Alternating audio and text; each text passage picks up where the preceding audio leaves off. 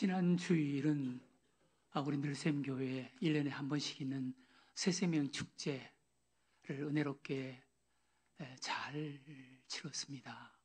원래는 우리 늘샘교회 영적 코로나 완전 정복운동이라는 표를 가지고 좀 일찍부터 기도하고 또 준비를 해온 행사였습니다. 그래서 제가 지난주 보고를 받았는데 방명록에 기록한 분이 46명이라 그러더라고요. 아마 기록하지 못하신 분들도 들어있을 텐데 한 50명 이상이 참석을 했을 것입니다. 이제 그분들이 앞으로 우리 늘샘교회에 등록할 것이고 늘샘교회 새가족들이 될 것입니다. 지난주 행사를 치르고 나서 방문한 사람도 그렇고 또 우리 교우들 가운데서도 저에게 목사님 너무너무 은혜로웠습니다. 예배 순서 하나하나가 순서를 맡은 분들이 너무 은혜로웠습니다. 그러면서 저에게 이야기를 하시더라고요. 제가 그 이야기를 듣고 제 마음속에 막 이런 성령의 감동이 생기더라고요. 이것을 좀 더 열심히 했으면, 지금까지 내 목회사에게 좀 더 열심히 했으면 우리 교회가 또 달라졌을 거야. 우리 늘샘교회 새생명 축제니 총동원 초청주일이니 이런 거창한 이런 이름보다 가장 가까운 지우 초청해서 함께 예배드리는 날, 가장 가까운 교회를 다니지 않는 분 가운데 가장 가까운 한 사람을 초청해서 함께 예배드리는 날, 이런 날로 정해서 일찍부터 기도하고 그분들을 위해서 선물도 준비해서 전달하고 그렇게 해서 가장 가까운 한 사람을 초청해서 함께 예배드리는 날, 1년에 한두 번 정도 정말 우리 교회가 거기에 정말 온 힘을 쏟고 기도해 오고 행사를 했으면 아마 우리 교회가 좀 더 달라졌을 거야. 여러분 용서하세요. 우리 중경기 노회나 또 우리 광명시나 늘샘교회 다들 부러워합니다. 그러나 우리가 그 사역에 좀 더 애정과 관심을 갖고 기도해 왔으면 우리 늘샘교회는 또 다른 교회가 되었을 것입니다. 앞으로는 우리 늘샘교회 다른 사역도 중요하지만 영혼 구원하는 일에 그렇게 열심 내고, 그리고 구원한 영혼들 열심히 제자 훈련해서 제자 만들어가는 이런 교회가 되면 하나님께서 우리 늘샘교회와 함께 하실 줄로 믿습니다. 우리가 지난 주일 한 50명 이상 초청을 했는데, 초청한 것은 사실 시작에 불과한 거예요. 그것이 끝이 아니에요. 우리가 그들을 초대해서 어떻게 하든지 그들을 우리 교회에 등록하게 하고, 그리고 예수님을 만나게 하고, 예수님을 주님으로 영접하게 하고, 그리고 그 예수님을 가르쳐서 예수님을 알아가고 배워가고 닮아가게 하는, 그래서 작은 예수로 만들어 간다면 오늘 하나님께서 우리들에게 주신 말씀, 여호와의 집에 심겨진 나무, 하나님의 뜰에서 성장하는 나무가 되는 거예요. 한번 초대한 것으로 끝난다면 안 되는 거예요. 초대하고 그분들을 마음속에 담고 계속 기도하고 어떻게 하든지 교회로 초청을 해서 교회에 등록하게 하고 예수님을 만나게 하고, 그리고 예수님을 주님으로 영접하게 하고, 그리고 예수님을 배우고 닮게 만들어서 작은 예수 만들어가면 오늘 하나님께서 우리들에게 주신 말씀, 여호와의 집에 심겨진 나무, 하나님의 뜰에 성장하는 나무, 레바논의 백향목같이 종려나무같이 성장하는 이런 나무와 같은 사람이 될 줄로 믿습니다. 우리는 그들이 여호와의 집에 심겨진 나무, 하나님의 뜰 안에서 번성하는 그런 나무로 세워가는 이런 사역, 이런 교회가 되어야 합니다. 그래서 시편 92편 13절에 보면 이렇게 말씀합니다. 이는 여호와의 집에 심겼음이요 우리 하나님의 뜰 안에서 번성하리로다. 정말 예수님을 만나고 예수님 안에서 믿음으로 살아가는 삶이 되면 여호와의 집에 심겨진 나무, 하나님의 뜰 안에서 번성하는 그런 나무가 되는 것입니다. 우리 인간은 마치 나무와 같습니다. 나무가 참 귀합니다. 그래서 잘 사는 나라일수록 나무를 귀하게 여기고 나무를 소중히 여기고 심고 잘 가꾸고 키웁니다. 여러분, 저 유럽 잘 사는 나라들, 그리고 미국이나 캐나다 이런 잘 사는 나라들 가면 제일 부러운 것이 주변에 나무가 많다는 거예요. 숲이 우거졌다는 거예요. 어디를 가든지 울창한 숲이 가득한 나라들입니다. 우리나라도 과거에는 가난할 때는 나무가 없었습니다. 그러나 우리나라가 세계 10번째 안에 들어가는 잘 사는 나라가 되고부터 우리나라 여러분 시골 한번 가보세요. 나무가 얼마나 많은지 모릅니다. 나무를 많이 심고 잘 보살피고 가꾸고 숲이 울창하게 해야 하는 것입니다. 나무 가운데 대표적인 두 종류의 나무가 있습니다. 종려나무와 백향목 나무입니다. 오늘 하나님께서 소개하는 두 나무입니다. 시편 92편 12절에 보면 의인은 종려나무같이 번성하며 레바논의 백향목같이 성장하리로다. 의인은, 하나님을 믿는 믿음의 사람들은 종려나무같이 번성하며 레바논의 백향목같이 성장하리로다. 우리 하나님을 믿는 믿음의 사람은 종려나무 같아야 되고 레바논의 백향목 같아야 한다는 것입니다. 종려나무는 아름다움과 번성, 승리와 영광의 대명사입니다. 상징입니다. 종려나무는 부채꼴로 되어 있는 아름다운 나무이고 그 열매를 한 그루에 수백 킬로그램을 딸 수가 있다는 것입니다. 어떤 나무보다 크고 아름답고 웅장합니다. 열매가 가득합니다. 왕의 대관식 때나 왕을 환영할 때 개선장군이 적군과 전투에서 승리해서 돌아올 때 백성들이 환영할 때 종려나무를 흔들면서 기뻐하고 환영을 합니다. 우리 예수님이 예루살렘에 입성할 때, 만왕의 왕으로 입성할 때 사람들이 종려나무 가지를 흔들면서 예수님을 환영했다고 성경은 소개합니다.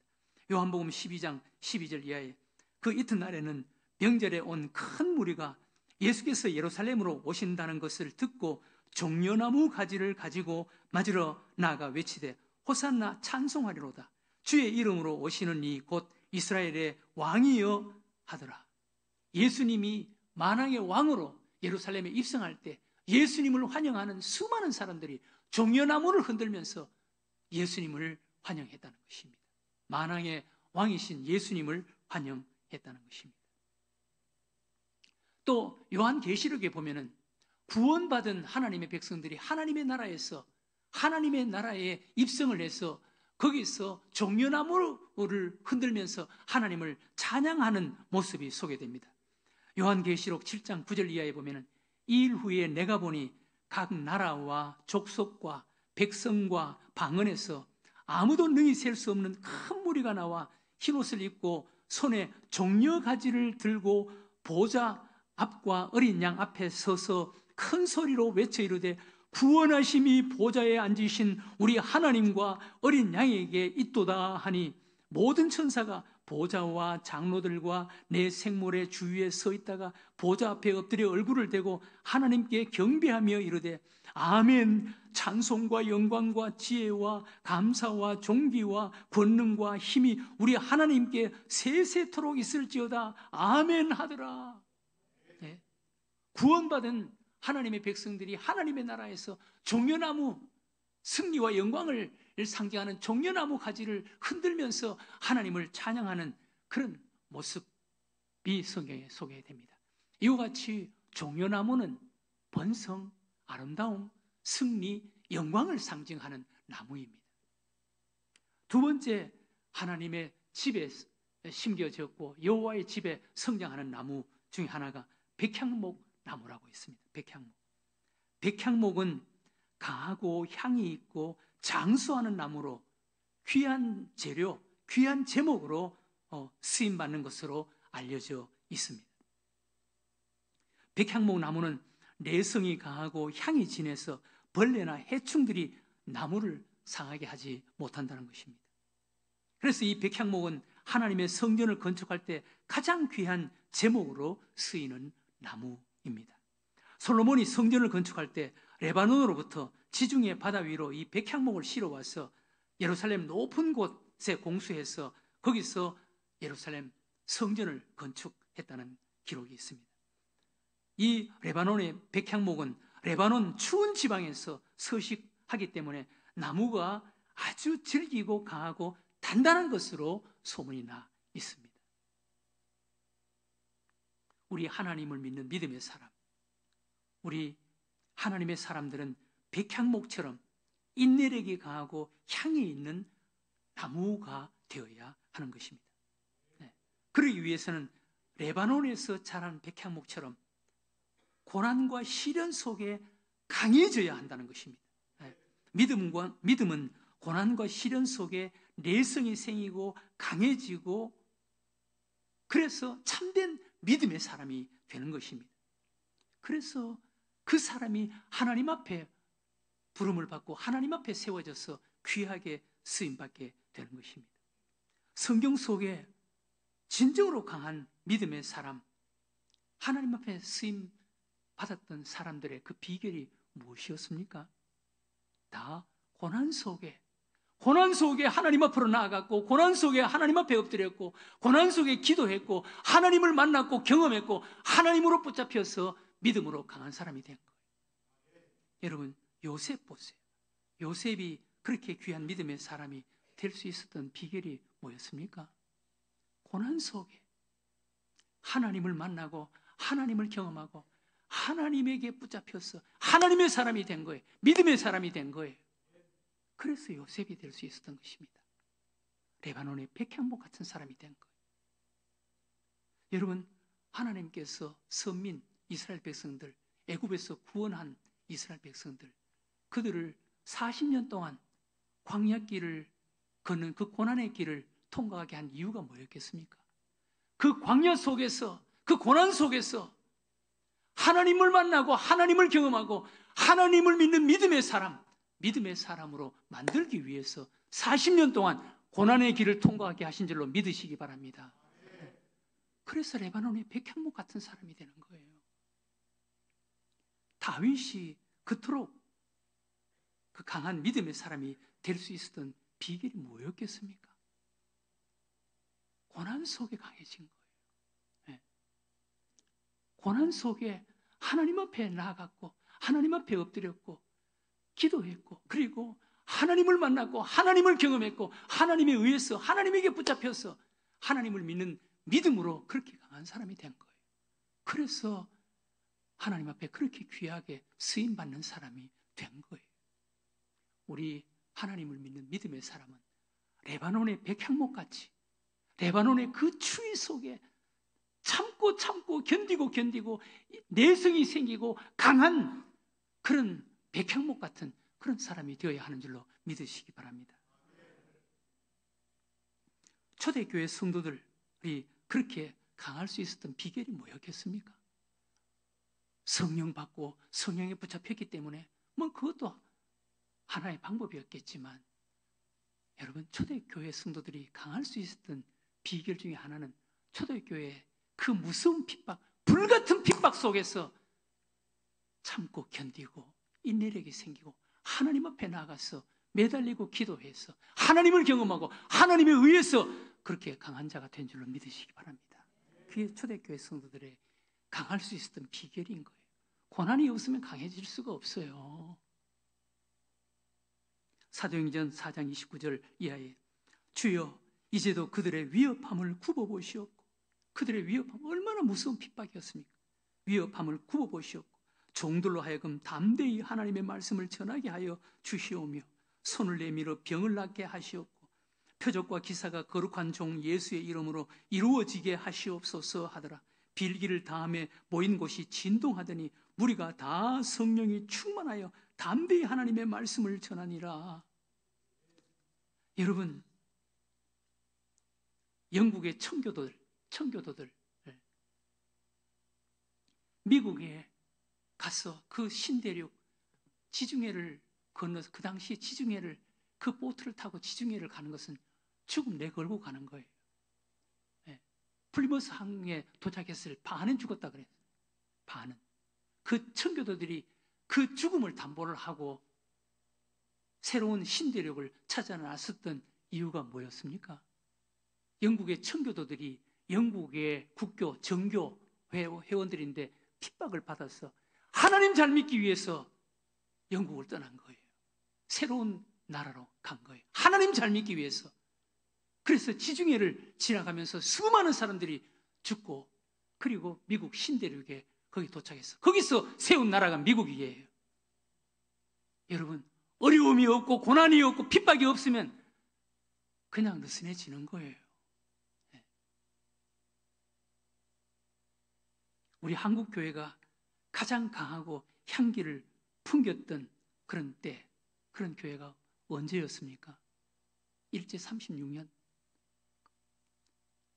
일본의 그 무서운 핍박 아래 있을 때 한국 교회가 가장 빛이 났습니다. 죽음 내걸고 하나님 앞에 매달린 그때 한국 교회가 가장 정금 같은 교회였고 가장 강한 교회였습니다. 빛이 나는 그런 교회였습니다. 지금도 마찬가지예요. 지금도 한국 교회가 왜 이렇게 느슨해졌습니까? 왜 이렇게 비대해졌습니까? 너무 많지 않습니까? 너무 넉넉하지 않습니까? 예수 믿기가 너무 쉽지 않습니까? 그러니까 이렇게 병들어 버린 거예요. 이렇게 비대해진 거예요. 느슨해진 거예요. 교회는 핍박이 있어야 돼요. 어려움이 있어야 돼요. 개인도 마찬가지예요. 핍박이 있고 시험이 있고 어려움이 있어야, 그래야 하나님 앞에 매달리고, 그래야 기도하고 은혜 받고 하나님을 체험하고 하나님으로 무장되게 되는 줄로 믿으시기 바랍니다. 교회든 개인이든 국가든, 여러분, 우리 대한민국이 이렇게 잘 살게 된 것, 박정희 대통령, 무슨 이병철, 정주영, 이런 기업가들, 그것도 한 요인이 될 수가 있었죠. 그러나 역사 속에 대한민국은 무서운 핍박 속에 있었습니다. 그래서 우리나라는 이렇게 강한 민족이 된 거예요. 그래서 우리나라가 이만큼 살게 된 거예요. 교회도 마찬가지예요. 어려움이 있고 시험이 있고 문제가 있고 핍박이 있을 때 교회는 내성이 강해지는 거예요. 교회는 정금같이 빛나는 교회가 되는 거예요. 건강한 교회가 되는 거예요. 고난과 시련 속에 하나님께 기도하고 믿음으로 무장된다고 하나님께서 말씀하셨습니다. 야고보서 1장 2절 이하에 보세요. 내 형제들아, 너희가 여러 가지 시험을 당하거든 온전히 기쁘게 여기라. 이는 너희 믿음의 시련이 인내를 만들어내는 줄 너희가 알미라. 인내를 온전히 이루라. 이는 너희로 온전하고 구비하여 죽음도 부족함이 없게 하려 함이라. 여러 가지 시험 당하거든 기뻐해라는 거예요. 그 핍박과 시험이 참고 견디고 인내하는 사람 만들어준다는 거예요. 네. 여러분, 참고 견디고 인내하는 인격을 가지면 그건 온전한 사람이라는 거예요. 베드로전서 1장 6절 이하에도 그러므로 너희가 이제 여러 가지 시험으로 말미암아 잠깐 근심하게 되지 않을 수 없으나 오히려 크게 기뻐해라. 기뻐하도다. 너희 믿음의 신실함은 불로 연단하여도 없어질 금보다 더 귀하여 예수 그리스도께서 나타나실 때 칭찬과 영광과 존귀를 얻게 할 것이니라.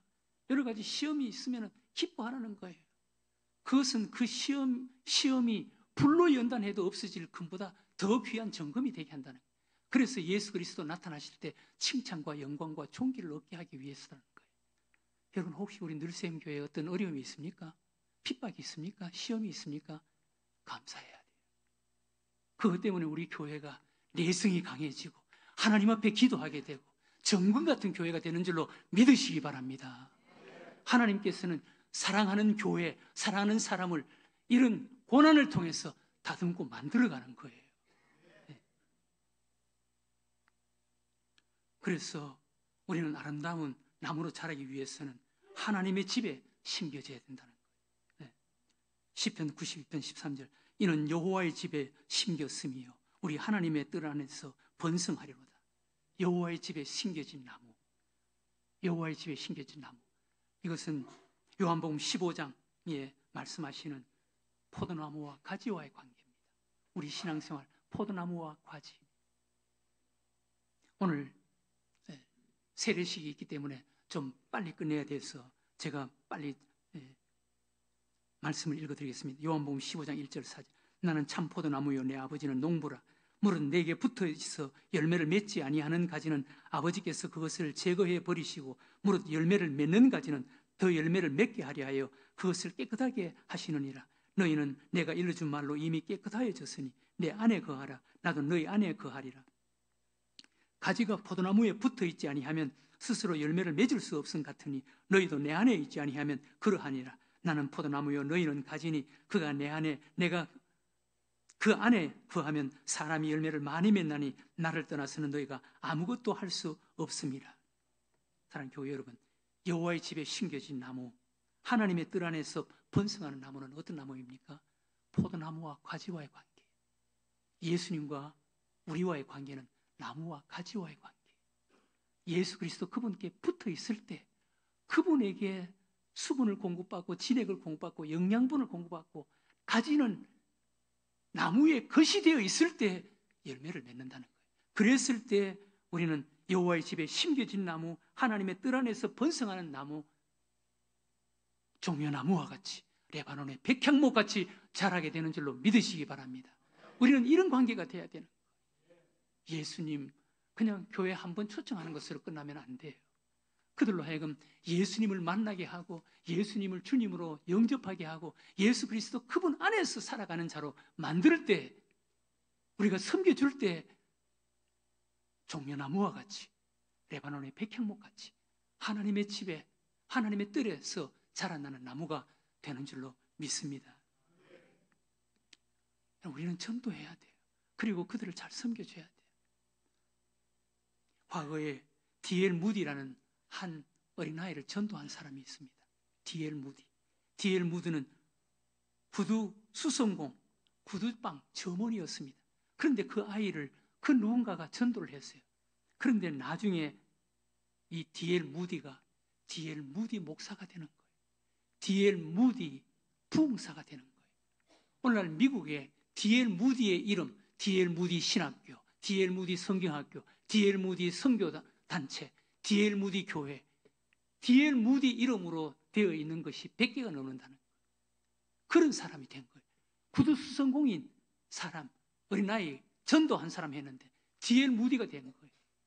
그리고 D.L. 무디가 부흥 강사가 되어서 어느 교회 가서 부흥회를 하는데 저녁을 먹고 말씀을 전하기 위해서 교회 안으로 들어오는데 한 흑인 아이가 바깥에서 울고 있는 거예요. 그래서 무디 목사님이 너 왜 교회 안 들어가고 울고 있어? 그러니까 내가 얼굴이 검다고 못 들어오게 해요. 얼굴이 검다고 못 들어오게 해요. 그래? 그러면 나 따라 들어와. 손을 잡고 데리고 들어가서 맨 앞자리에 앉혀줬습니다. 그 애가 그때 은혜를 받고 나중에 목사가 되어서 그 교회 후임 목사로 오시게 됐다는 거예요. 하나님이 하시는 거예요. 사랑하는 교회 여러분, 전도해야 됩니다. 그리고 전도한 사람을 어떻게 하든지 여호와의 집에 하나님의 뜰에서 자라나는 나무, 종려나무와 같이 레바논의 백향목 같이 섬겨줘야 되는 거예요. 우리도 그렇게 해야 되는 거예요. 이런 모습으로 살아가는 여러분들과 제가 되시기를 주의 이름으로 축원합니다.